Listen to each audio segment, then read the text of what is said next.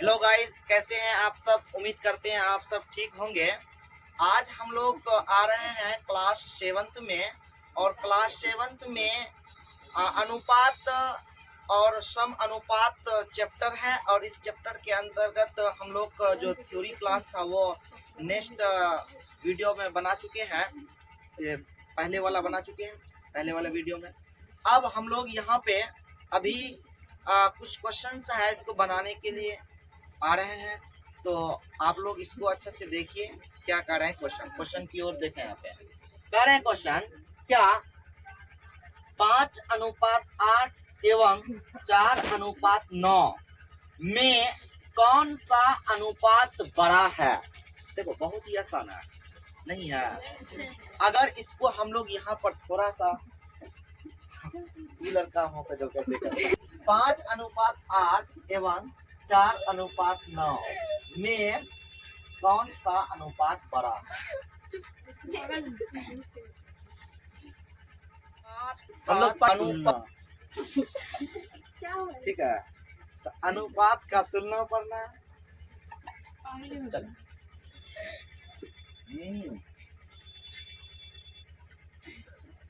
अनुपात का तुलना करने के लिए क्या बताया कि देखिए, सबसे पहले अनुपात को ना सरल भिन्न के रूप में बदलिए, सरलतम भिन्न के रूप में बदलिए, और उस भिन्न का हर जो होंगे हरों का, दोनों को भिन्न का, दोनों का अनुपात को भिन्न बदलेंगे।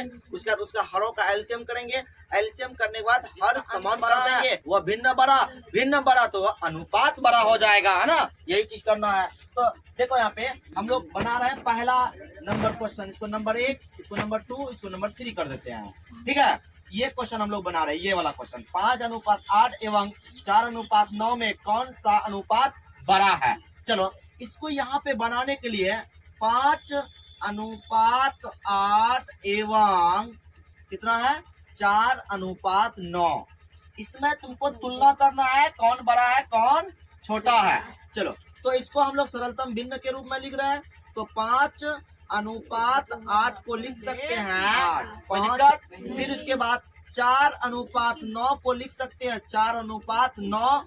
अब यहाँ हरों का क्या करेंगे, हरों का एलसीएम, हरों का एलसीएम करेंगे। कितना आएगा 8 9 72, तो 9 से 72 होता है। तो इस तरह से इसका एलसीएम यही आ जाएगा। अब यहाँ पर देखो पहला भिन्न क्या है 5/8, यानी हम लोग जानते हैं कि इसको किस संख्या से हर में, यानी किस संख्या से गुना करेंगे कि हर में कितना आ जाए 72 आ जाएगा। तो यहाँ पे 8 है, तो यहाँ से 9, 8 9 72, तो यहाँ भी 9 से गुना करना पड़ेगा। 9 5 45 आ गया। अब फिर अगला जो है यहाँ पे क्या रहा है 4/9 को किस संख्या से गुना करेंगे कि ये 72 आ जाएगा। 9 8 8 8 4 32। तो अब हम लोग यहाँ पे देखेंगे कि 45/72 एवं कितना है 32/72 हर समान हो गया। ये क्योंकि हर समान करने के लिए कम किए। अब देखो चूंकि हम लोग पता चल गया कि 45 और अंश को देखेंगे 72 में बड़ा कौन है 45, इसीलिए 45 जो है वो क्या हो जाएगा 45/72, और ये क्या है 32/72। और ये कहाँ से आया है देखो 45/72 का 5/8 से आया है, ये बड़ा हो जाएगा। ये कहाँ से आया है 4, ये कहाँ से आया देखो, ये इससे आया है, ये इससे आया था ना। तो यहाँ पर 4/9। अब देखो यहाँ पे कर सकते हैं 5/8 को हम लोग अनुपात कर सकते हैं, अनुपात के रूप में हम लोग डाल सकते हैं इसको ना, अनुपात के रूप में। देखो यहाँ पे अच्छे से, इसीलिए अतः करके लिख सकते हैं क्या, अतः 5:8 बड़ा होगा और 4:9 छोटा होगा। तो हम लोग जो करने के लिए कहा कि कह रहा था क्वेश्चन 5:8 एवं 4:9 में कौन सा अनुपात बड़ा है, तो ये अनुपात क्या हो गया बड़ा हो गया। कोई दिक्कत नहीं। अब आते हैं सॉल्यूशन करने के लिए दूसरा क्वेश्चन क्या कह रहा है 3:7 क्या कर रहे हैं, 3:7 के, है ना, समतुल्य, क्या समतुल्य 3 अनुपात, है ना, समतुल्य 3 अनुपात निकालने के लिए कहा जा रहा है। चलो तो इधर देखो यहाँ पे कैसे करेंगे। तो हम लोग ये भी जानते हैं कि समतुल्य अनुपात क्या होते हैं, पढ़ा चुके हैं। इसका समतुल्य अनुपात का मतलब कितना ठो, 3 ठो बोला है ना, तो ठीक है, जितना कहेगा निकाल सकते हैं, लेकिन तुमको ये जानना है कि समतुल्य अनुपात होता क्या है। जिस अनुपात का मान एक हो, रूप अलग अलग हो, है ना। यानी अब हम कह सकते हैं कि यहाँ पर इसका बनाने का तरीका क्या होता है, कि इसको बनाने के लिए वही रूल है कि जिसका तुमको निकालना है समानुपात, ये क्या निकालना है, समतुल्य अनुपात, सॉरी समतुल्य अनुपात निकालना। समानुपात ये तो पढ़ा ही न रहे अभी इसके बाद जो नेक्स्ट जो टॉपिक आएगा वो समानुपात होंगे, समझे। अभी हम लोग अनुपात ही पढ़ रहे हैं, समझे। अब यहाँ पर समतुल्य 3 अनुपात निकालने के लिए कह रहा है, जिसका निकालना है उसके अंश और हर में समान संख्या से क्या करेंगे, गुना करेंगे। बारी बारी से जितना निकालना है वो आराम से निकलते चले जाएंगे। यहाँ पर 3 को निकालने के लिए कह रहा, तो 3 को हम लोग आराम से निकाल सकते हैं। कैसे, देखो यहाँ पे। अब यहाँ पर 3:7 को हम लिख सकते हैं, क्या 3:7 को लिख सकते हैं 3/7 कर दिए। इसीलिए पहला समतुल्य, क्या समझे, पहला समतुल्य अनुपात तो कितना है बाबू, 3/7। किस संख्या से, ऊपर से नीचे समान संख्या से गुना करेंगे। 3 दूना 6, 7 दूना 14, तो 6:14। समझ में आया। अब दूसरा निकालना है, दूसरा समतुल्य अनुपात, समझे कितना आएगा। यहाँ पर देखो 3/7 किससे गुना करेंगे, 3 से, 3 तिया 9, 7 तिया 21, 9:21। अब तीसरा निकालना है, तीसरा समतुल्य अनुपात, तो क्या होगा, यहाँ पर 3/7 को 4 से गुना कर, अपने हिसाब से, ही नहीं कि हम 4 से कर रहे, तुम लोग भी 4 से करना जरूरी है। अब यहाँ 4 दिया 12, 7 4 28, तो 12:28। तो अब यहाँ पर अतः करके लिख सकते हैं, अतः 3:7 के समतुल्य 3 अनुपात क्या क्या है, देखो यहाँ पे अच्छा से, 6:14, उसके बाद 9:21 एवं कितना 12:28। तो इस तरह से यहाँ पे हम लोग इसका सोल्यूशन भी कर लिए। अब आता है नेक्स्ट क्वेश्चन है, यहाँ पे कह रहा क्या, तीसरा क्वेश्चन, 84 रुपया को 2 बच्चों के बीच 5:7 के अनुपात में बांटे। क्वेश्चन को बनाने के लिए हम लोग 2 विधि का प्रयोग करेंगे। पहला विधि का उपयोग कर रहे हैं, दूसरा तरीका से भी बना सकते हैं, लेकिन अब यहाँ पे हम लोग क्या करने वाले हैं, इसको देखो, जैसे होल्ड मार देते हैं, इसको यहाँ से यहाँ तक आ गया। क्वेश्चन क्या कर रहा है, देखो ध्यान से, इस क्वेश्चन को यहाँ पे ला रहे हैं, कोई दिक्कत। चलो क्वेश्चन क्या कर रहा है, इसको सोल्यूशन कर रहा है। क्वेश्चन है क्या, पहले कह रहा है 84 2 बच्चों के बीच 5:7 के अनुपात में बांटा है।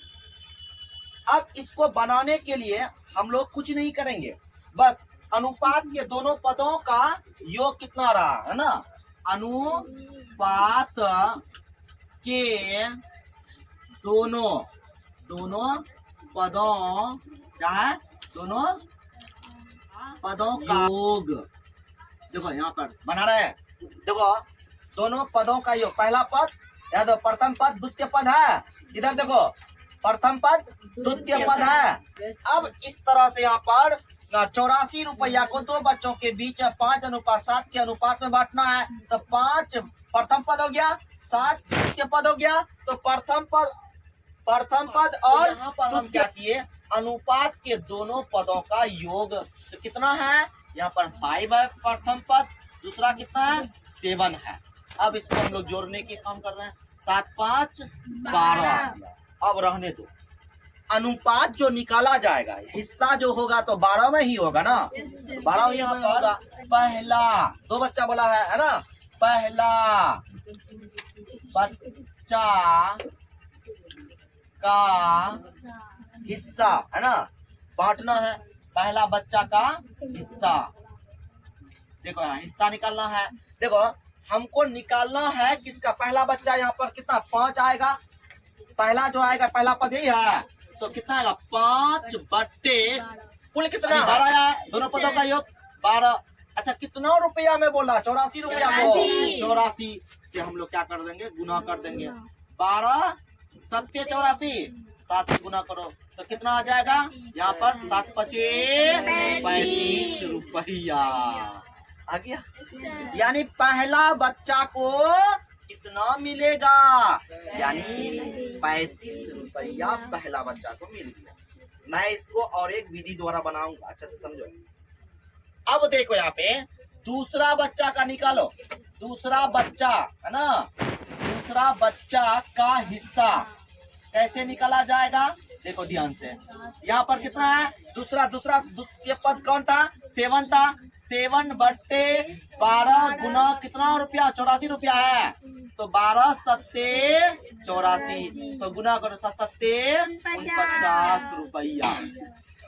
ये भी कर सकते हो क्या, पहला बच्चा का जो रुपया आया हिस्सा और दूसरा बच्चा का जो हिस्सा आया रुपया, इन दोनों को जोड़ो, क्या 84 आता है। अगर आता है तो सही है, अन्यथा गलत हो जाएगा। फिर क्वेश्चन देखो, चेक करो। 9 5 14 4 3 7 1 8 84 आ गया। यानी इसका मतलब है कि हिस्सा निकालने का जो काम किए वो सही है। तो क्या सही है, क्यों, देख रहे हैं कि पहला दूसरा जोड़ रहा है, दोनों 84 है। तो हिस्सा निकालने का क्या यूज किए हम लोग, क्या काम किए, उन जो अनुपात जो था उनके पदों को जोड़ करके कुल बना दिए।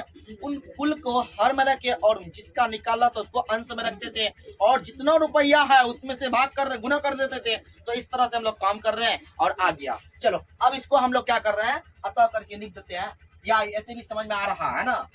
अरे हो गया ना, क्लियर है ना, कोई दिक्कत है। दूसरा बच्चा कैसा, अतः करके लिख दे क्या, अतः, चलो लिख देते हैं। अतः पहला बच्चा का हिस्सा कितना आया, 35 रुपया। दूसरा बच्चा का हिस्सा 49 रुपया। कोई दिक्कत। अब देखो सेकेंड मेथड द्वारा हम लोग बना रहे हैं।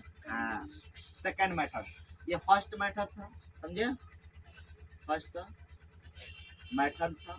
चलो देखो ध्यान से, हम लोग क्या करेंगे, कहा है क्वेश्चन 84 रुपया को दो बच्चों के बीच 5:7 के अनुपात में बांटना है। दो ही बच्चा बोला है, तो सबसे पहले हम लोग क्या करते हैं, अनुपात देता है तो ऐसे क्वेश्चन हम लोग पहले भी बना चुके हैं।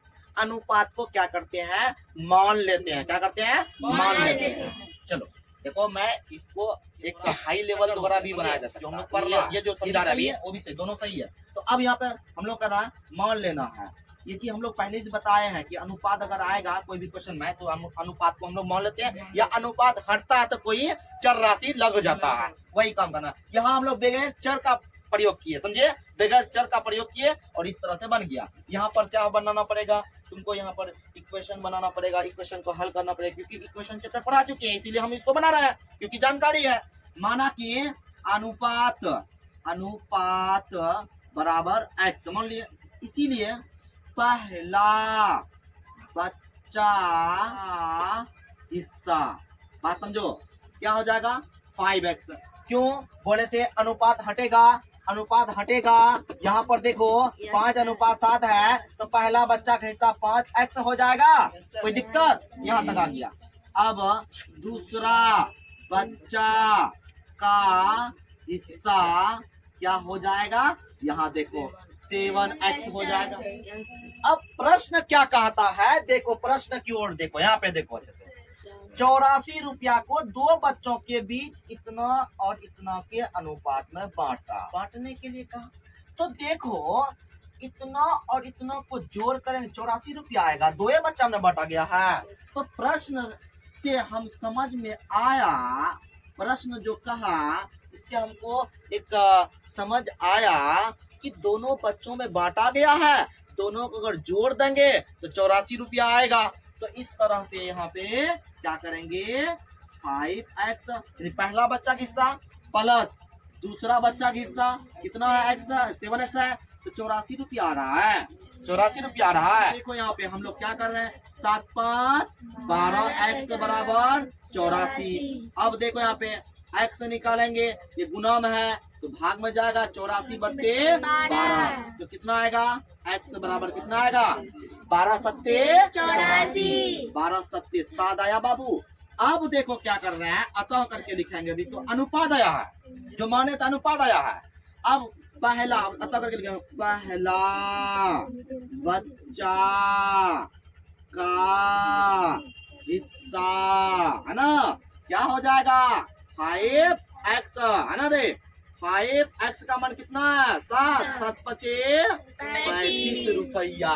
देखो पहला बच्चा आया कि नहीं आया, बात को समझो अच्छे से। मैं दूसरा तरह से बनाने का काम कर रहा हूँ, मैं पहले तरह से बना चुका हूँ। ये बच्चा का हिस्सा क्या है, दूसरा बच्चा का हिस्सा क्या है, 7x है, 7 गुना 7 सत्ते 49, यानी अब हम कह सकते हैं मेथड द्वारा जो बनाए हैं सर, ये भी बहुत रोचक सवाल है, बहुत अच्छा तरह से बनाए हैं। क्यों, क्योंकि देखिए ना, आप वहां पर जो बनाए वो भी सही है और ये बनाए ये भी सही है, एक ही सवाल दो तरह से बनाए सर। क्यों, क्योंकि अगर कुछ बातें याद रहेगा तो तुम अच्छा तरह से बना सकते हो। ऐसा नहीं है कि तुमको समझ में दोनों तरह से नहीं आएगा। फिर तुम अगर कोई भी स्टूडेंट अपने लक्ष्य की ओर, अगर करियर की ओर देख रहा, ईमानदारी पूर्वक पढ़ रहा, तो ऐसा कोई भी बच्चा नहीं है जो क्लास में सर कोई भी टीचर हो पढ़ा रहे हैं ईमानदारी पूर्वक, तो वो बच्चा ऐसा हो ही नहीं सकता कि उसको समझ में नहीं आएगा। ऑलरेडी समझ में आएगा, 100% आएगा समझ में, लेकिन बशर्ते इसमें कंडीशन है कि वो स्टूडेंट वो डिपेंड करता है तो वो अच्छा पढ़ रहा। आजकल बहुत सारा ऐसा कोचिंग संस्थान है जहाँ बच्चों को भर लेता है, बच्चा क्या पढ़ रहा नहीं पढ़ रहा उससे मतलब नहीं है, उसको भीड़ लगाने का ज्यादा शौक है, समझे, और बच्चा वहीं पर जाता है, अक्सर वही चीज होता है, समझे। अच्छा, हाव भाव में सब चीज चढ़ाता है, लेकिन उसको क्या दिया जा रहा है, क्या पढ़ रहा है, कहाँ पर उसका गाइडलाइन हो रहा है कि नहीं हो रहा, ये सब चीज मानी नहीं रखता है सिर्फ, और गार्जियन भी उस पर डिपेंड हो जाता है। क्यों, मेरा बच्चा फलना जगह पढ़ रहा, मेरा बच्चा अच्छा है, मेरा बच्चा ये है, जब पता चलता, सच्चाई पता चलता, तब सोचता है कि मैं बच्चों को कहाँ डाल दूं। इसीलिए बोलते हैं अपने छोटे छोटे भाई बहन को अपना गाइडलाइन खुद करो, क्योंकि अब तुम लोगों में इतना आ चुका है मेजोरिटी की, क्या गलत बता सकते हो। तो इसी तरह से हम लोग अब आगे कुछ क्वेश्चंस और बनाने वाले हैं। चलो आज यही तक रखते हैं, चलो आज यहीं तक।